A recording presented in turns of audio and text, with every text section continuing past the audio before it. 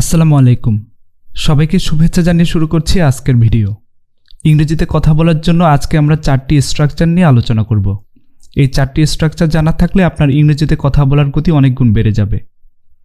প্রথমেই যে স্ট্রাকচারটি দেখতে পাই সেটি হলো দেয়ার ইজ। দেয়ার ইজ অর্থ আছে। যেমন there is a mistake here, এখানে একটি ভুল আছে। বাক্যটি প্লুরাল হলে দেয়ার ইজের পরিবর্তে দেয়ার আর ব্যবহার করব।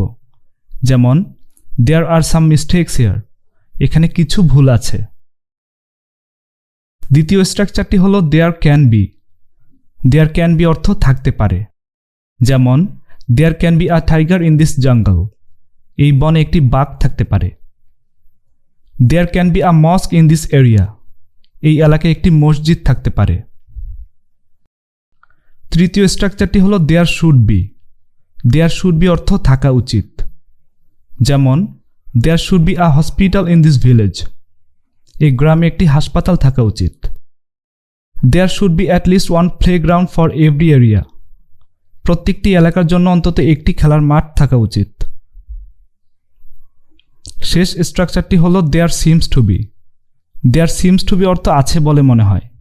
যেমন there seems to be big fishes in their pond, তাদের পুকুরে বড় মাছ আছে বলে মনে হয়। There seems to be errors in the book, বইটিতে ভুল আছে বলে মনে হয়। Thanks for watching this video till the last and stay connected with us.